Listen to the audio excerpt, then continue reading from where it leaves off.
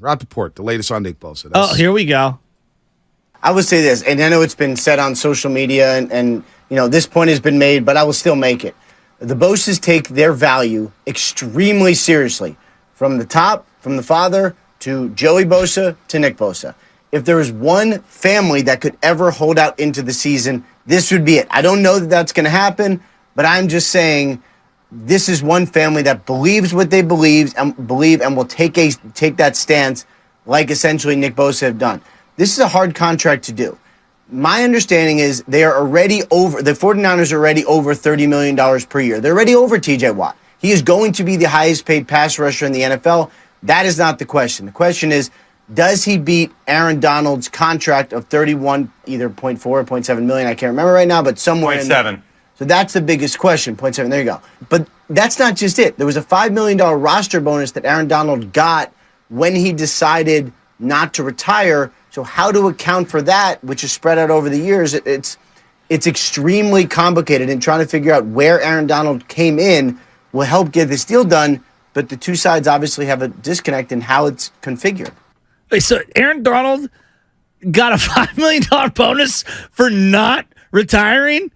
There had to be more nuance than just not retire. If he doesn't retire, he gets $5 million bonus. Because if that's part of the negotiations, Bonte, you've been right all along. It is complicated. It's very complicated. If that is written into the language, if you don't retire after your 26-year age season, you get $5 million. I'd have a hard time inking that deal. What is taking so long? I don't know. I've been asking that all offseason. If you're the 49ers, don't you just give them the bag and say to hell, well, I know it's going to impact the cap in one way or another, but you figure out the rest later. But that's been kind of my stance throughout the offseason. But I told you, I've been looking forward into the future when it comes to all these. There's going to be major moves. Paying Bosa comes with major ramifications, which I'm willing to do. I don't know if they're willing to do. People say, paying Bosa costs you maybe 2 players. It might cost you 4. Might. Right? But he's so good, I think it's worth it. Because I'm not. Here's where I think they really screwed themselves. Are there people out there really considering trading Nick Bosa? I wouldn't. I just want to know. 888-957-9570. As sports fans, these are conversations that are happening in barbershops. Yeah. These are conversations that are happening at bars, at the bar stools, down there at the old ship. We're having these conversations. Anybody out there that's actually thinking about trading Nick Bosa? We had Luis Flores earlier said trade him for 2 ones. Well, I think where the Niners have gotten themselves in trouble is overpaying for really good, not great. Eric Armstead, really good. I don't think he's great. You know what I mean? Exceptional. Right. I think they've overpaid for him. I just think that they have. And if you look at what they've gotten in return since signing, they signed him to be a DN, and he's a D tackle. They overpaid. It's inarguable at this point. They've overpaid for him. D Ford, he's a good player when healthy. Mm-hmm. They gave him and kept restructuring the money, thinking that he would come back and it would be great for them. It has not worked out. They're paying him more money this year than you want to admit. It's $8-9 million, okay, in the dead cap money. They've done this over and over.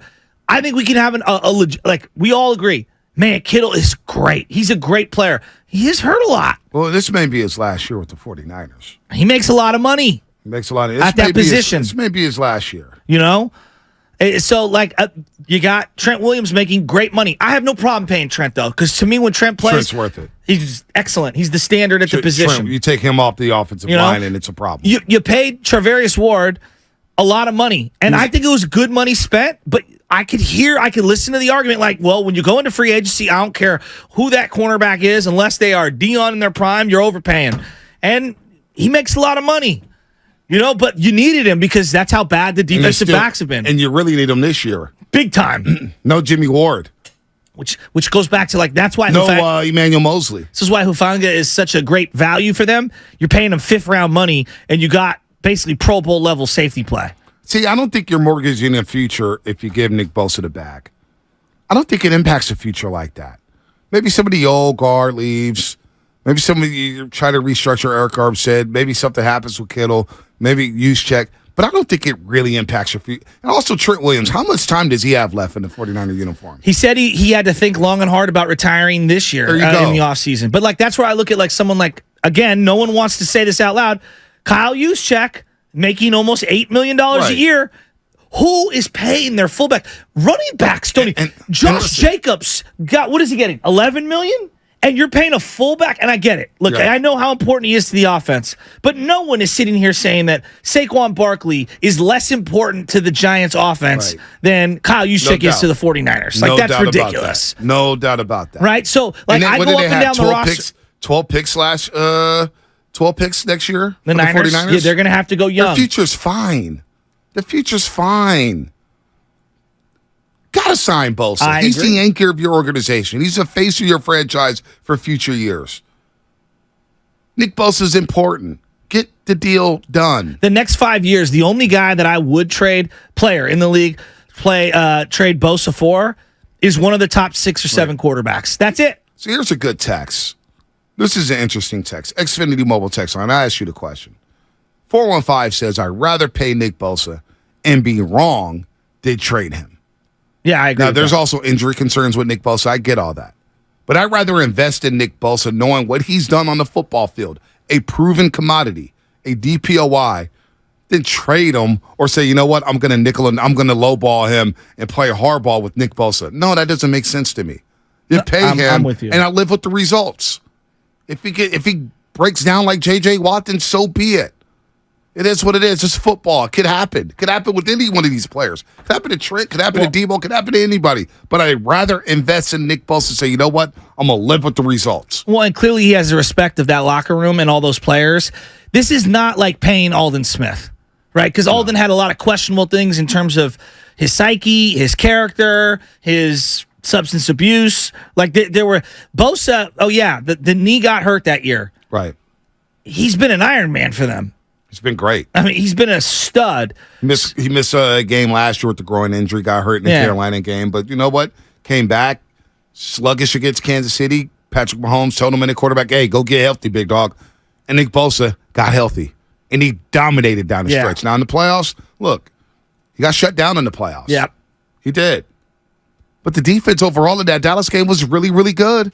For one, it was really, really good. It didn't hurt you. No. And I thought the defense was very solid against Philadelphia up until that drive before halftime where they got called for 3 defensive holding penalties. Defense is holding up fine. So, no, you're not. Don't trade Nick Bosa. No. You're not a better team for 2023 trading Nick Bosa. There's like no scenario, unless it's one of the top 6 quarterbacks, that you're getting better. All right, here we go. Let's get crazy, folks. Neil and Hayward, what's happening? What's up, Neil? Neil. Yeah. What's up, Neil? Hey, they trying to get them draft picks back. They messed up on Trey Lance, man. Y'all don't see it. Y'all ain't hearing about it. But look, they already said that that somebody offered them, I think, 2 picks. They're trying to get 3.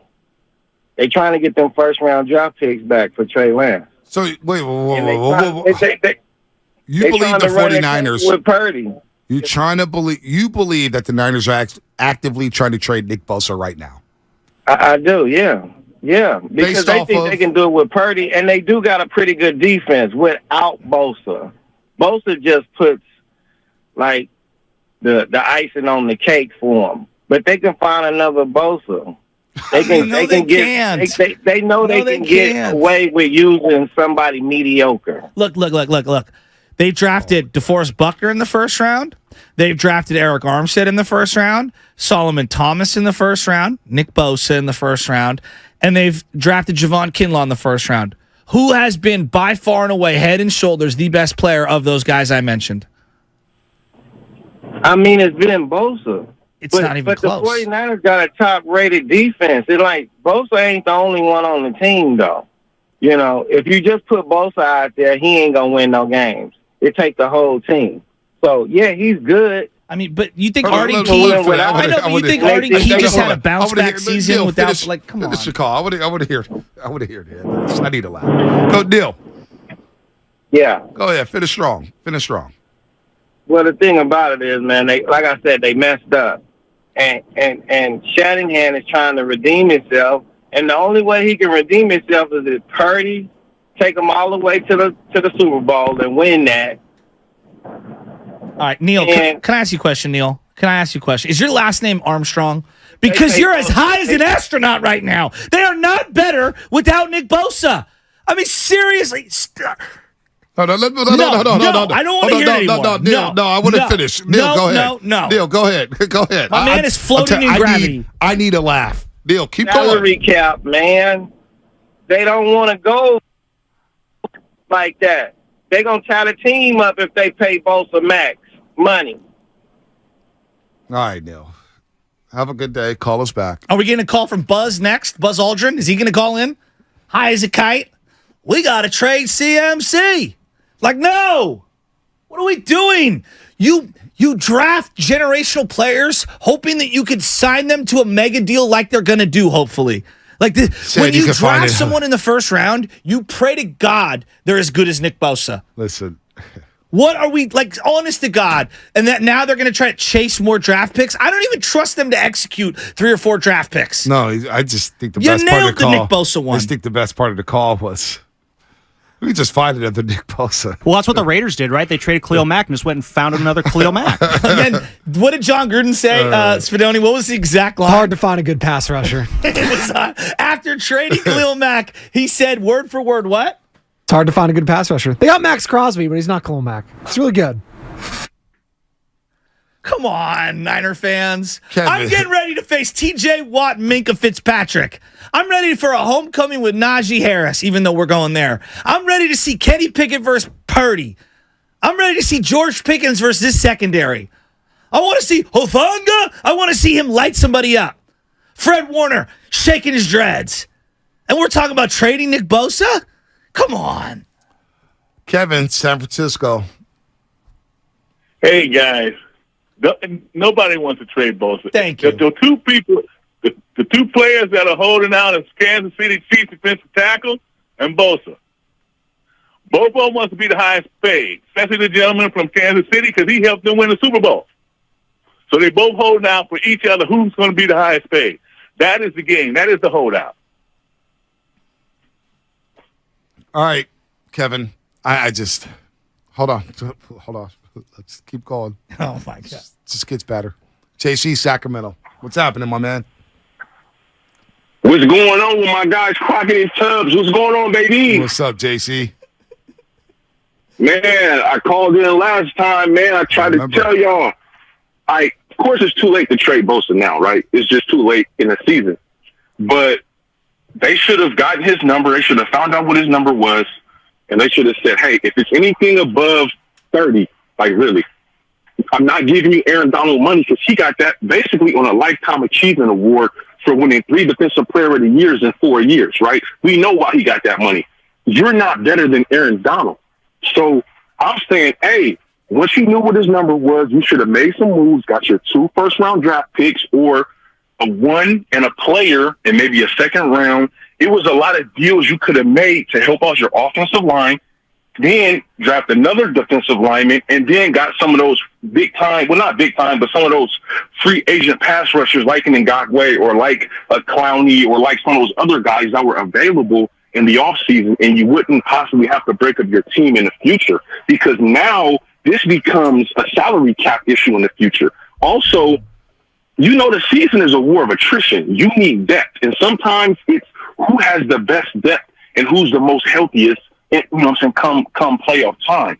So I just feel like trying to pay Bosa all this money, it can come back to haunt you. And I know there's no triangle theory, but, man, look what happened with his brother. They got the same agent. He held out. And if San Diego could go back right now and get their money back, they would. Well, that simply has not worked out. He didn't hold out. He actually got signed July 29th or something like that. Then he injured his hamstring. Yeah, but here's the other thing. They literally tried to do this exact same philosophy with DeForest Buckner, and it didn't work out at all. And it took him 4 years to find his replacement. And then they had to overpay in free agency for a 31-year-old who's actually older than what DeForest Buckner is now. Exactly. It took it 4 years to replace DeForest Buckner with Javon Hargrave. And Philly fans, I'm telling you, Philly fans are laughing at us because they're saying, God, Jalen Carter.